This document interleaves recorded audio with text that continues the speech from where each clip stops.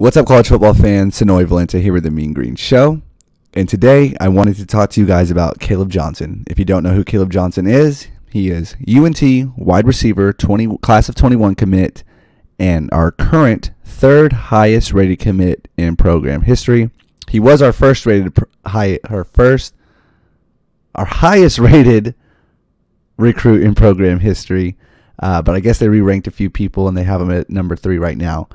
I want to talk about what his commitment not only means to UNT, but college football as a whole. But before we get into all of that, if you're a fan of college football recruiting, G5 football, and of course the transfer portal, make sure to hit that like and subscribe button. I'm currently in pursuit of 100 subscribers, so you could get in at the ground level. Be sure to leave a comment too, because that helps, YouTube pick up my algorithm and, get me on the big screen. All that being said, let's get into Caleb Johnson a little bit. Caleb Johnson, he's coming out of Greenville, Texas. 24/7 Composite has him as a 3-star with a .87 rating. He was previously committed to OU, and when he was committed to OU, I believe they had him as a cornerback. Kind of heard through the grapevine that he was wanting to stay a little bit closer to home as well as play wide receiver. Denton is about an hour-and-a-half drive from Greenville, and I think we are recruiting him as a wide receiver. Just a little bit more on his game, and this is Gabe Brooks wrote this up on 24/7 Sports. I'm just going to read a snippet of it, and if you want the whole story, just go check out 24/7 Sports. Caleb Johnson, you can get the full thing from Gabe Brooks. Okay. Possesses elite speed in a track setting. Personal record of 10.58 in the 100 meters. Translate to the gridiron in initial burst and top end speed. Predominantly a receiver through junior year. Owns big play ability in vertical pass game and run after catch scenarios. So, what interests me about Caleb Johnson is he was a OU commit initially, kind of, bottom of the pack, in their signing class, flips on early signing day and comes to UNT. Our highest rated recruit in the class, right? So, will we see a trend in this? What do you guys think? Do you think we'll see a trend in some of these higher rated 3-stars choosing certain G5 schools over the Power 5 schools? I know we see all the time, players, they get their G5 offers, then they get a few Power 5 offers come in late, and they go to the Power 5 schools.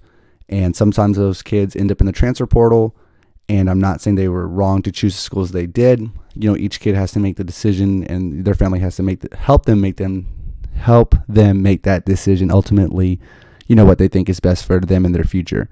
But it always interests me when a kid like Caleb, who is really highly ranked up there, still chooses to go to a G5. I think it's going to be really interesting, and I'd like to hear what you guys what you guys think. What will he do his true freshman year? Will he, play the 4 games in redshirt? That's still a very good possibility. It's still, it's hard for a true freshman to really break out on the scene on any level, not only G5 football, but or not only Power 5, but G5 as well.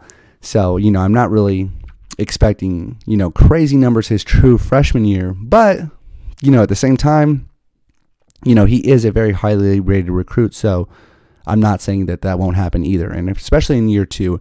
And I think it'll be interesting to see, if he, kind of has a breakout career here at UNT, will that help not only UNT recruiting, but G5 football recruiting as a whole?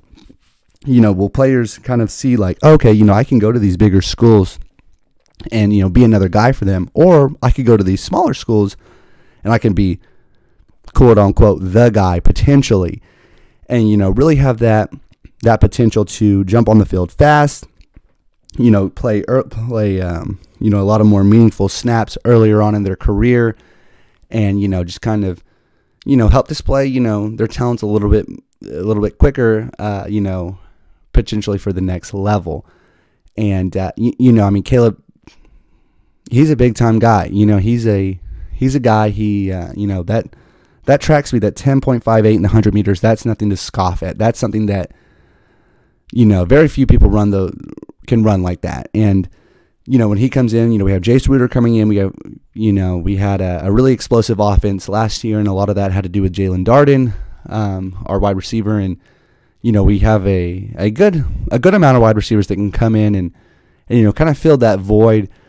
And Caleb's in that discussion of potential players that can come in and plug and play right away, if you will. So it'll be really interesting to see how this thing goes. I encourage everybody, not only UNT fans, but just college football fans as a whole, to really tune in and keep up with Caleb Johnson and see what happens. And I think it's going to be a really interesting story. And once again, guys, if you like this content, if you like college football content, make sure to hit that like and subscribe button. All right, guys, take care.